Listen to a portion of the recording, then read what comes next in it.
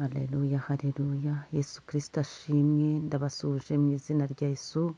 Abo tubana mu bihe byiza byo gusenga buri munsi, tubyutse tuvuga gukomera kw'Imana yacu.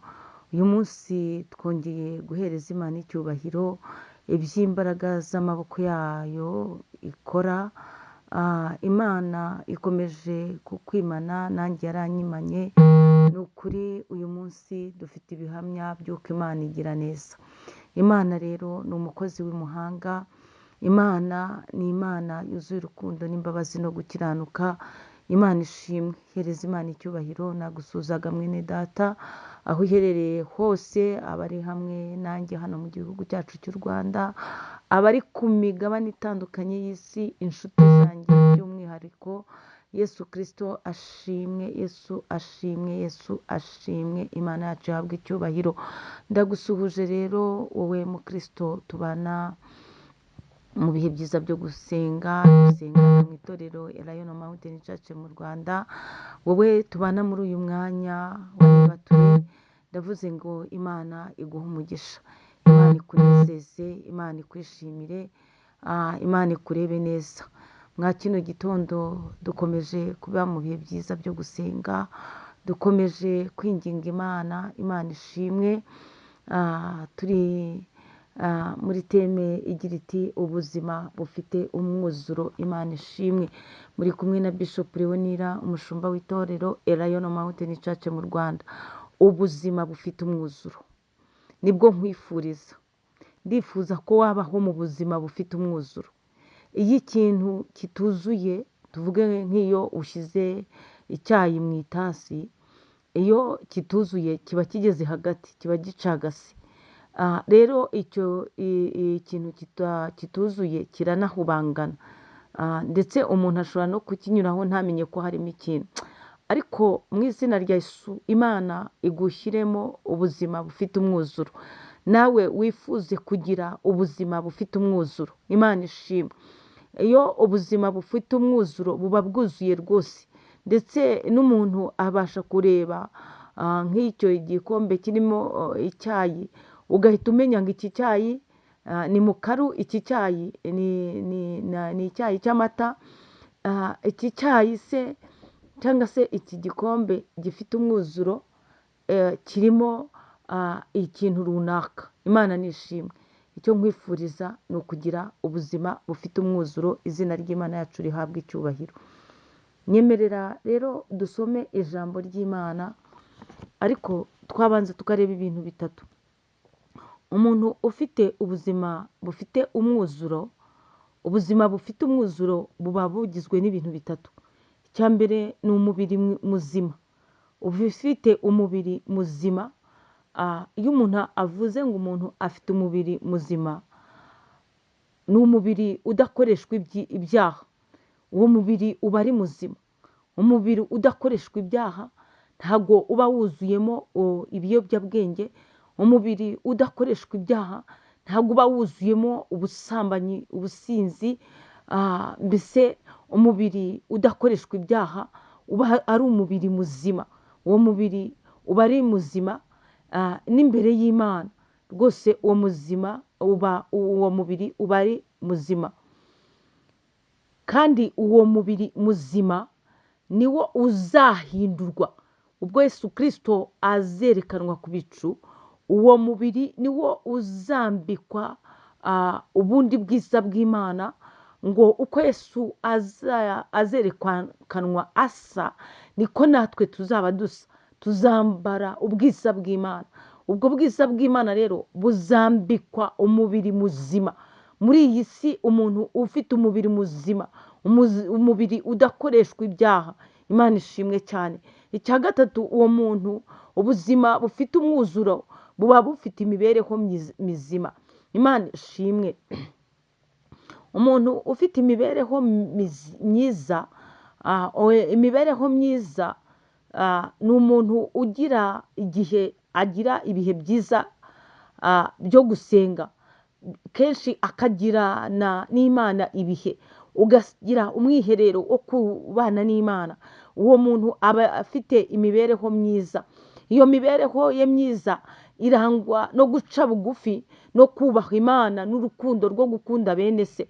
Imana ishimwe, uwo muntu aba afite imibereho myiza. Gatatu, navuze ko tureba ibintu bitatu bishobora gutuma umuntu agira ubuzima bufite umwuzuro. Ikindi cya gatatu ni umuntu ufite ugomba kuba ufite umutima mwiza. Imana ishimwe, umutima mwiza, umutima mwiza. Umuntu ufite umutima mwiza ni umutima wuzuramo imigambi myiza.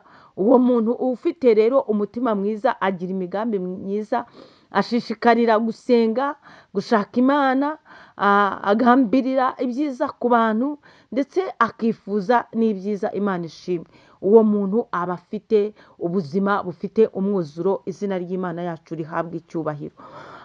Reka dusome urwandiko intumwa Pawulo yandikiye itorero ry'Abaroma. Turasoma igice cya mbere duhereye ku murongo wa 24. Twihute mu izina rya Yesu Kristo. Titire y'ijambo handitse ngo ubuhenebere bwatewe no kwimura Imana. Imana itubabarire kandi Imana idusange. Hanyuma reka dusome umurongo wa 24. Handitse ngo nicyo cyatumye Imana ibareka ngo bakurikize iby'imitima yabo irarikiye, bakora ibiteye isoni, bonona imibiri yabo, kuko baguraniye ukuri kw'Imana gukurikiza ibinyoma, bakaramya ibyaremwe, bakabikorera kubirutisha Imana rurema, ariyo ishimwa iteka ryose. Amena.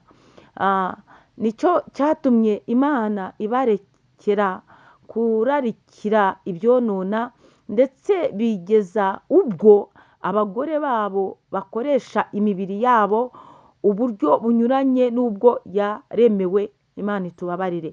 Kandi n'abagabo nuko bareka kugirira abagore ibyo imibiri yabo yaremewe, bashyushywa no kurarikirana. Abagabo bagirirana n'abandi bagabo ibiteye isoni, bituma mu mibiri yabo bagarurirwa ingaruka mbi ikwiriye kuyoba kwabo.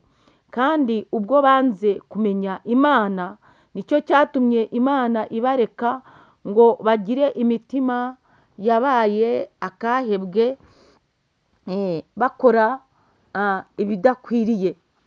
Abo bantu rero bameze gute?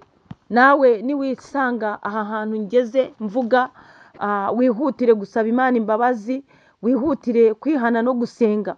Buzuye gukiranirwa kose n'ububi, wikontorore no kurakarira no kurarikira n'igomwa.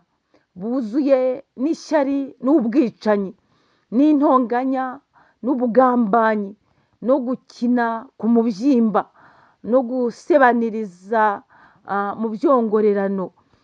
Ni abatukana, ni abanga Imana, ni abanyagasuzuguro, ni abirarira n'abahimba ibibi, ni abatumvira ababyeyi, ni indakurwa ku izima, ni abava mu masezerano, ni abadakunda ababo, ni intababarira.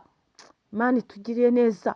Nubwo bamenye iteka ry'Imana yuko abakora ibisa bityo bakwiriye gupfa, uretse kubikora ubwabo gusa, bashima n'abandi babikora. Imana itubabarire. Iri ni ijambo ry'Imana. Nimba wisanze muri ibi bintu umvuze, ni byinshi cyane, umenye yuko ubuzima bwawe budafite umwuzuro, kuko turi mu ijambo rivuga ngo ubuzima bufite umwuzuro. Nimba wisanze muri iki gice cyabuzuye gukiranirwa, cyabuzuye ububi, cy'abararikira, cy'abirirwa bararikiye bafite n'igomwa, cyabuzuye ishyari n'ubwicanyi, cy'abantu bigize abantu buzuye intonganya, cy'abantu b'abagambanyi, cy'abantu wirirwa ukina ku mubyimba, abanyamibabaro n'abadafite uko bibashishije, cy'abantu batababarira, intababarira. Imana niba muri aya magambo dusomye wisanzemo, ni ukuri ubuzima bwawe ntabwo bufite umwuzuro. Imana rero igusange, aya masaha Imana igusange, uharanire gushaka ubuzima bufite umwuzuro, uharanire kumva wagira ubuzima bufite umwuzuro, kuko ubu buzima iyo bufite umwuzuro Imana irakureba ikakwishimira, Imana ikanakugira neza. Saba Imana imbaraga kugira ngo ubuzima bwawe bugire umwuzuro. Imana ibagirire neza. Shalom shalom, muhaye muronke, Imana ibanezeze, ndabakunda cyane. Imirimo y'Imana ni myiza, ibyo dukorera ni byinshi cyane.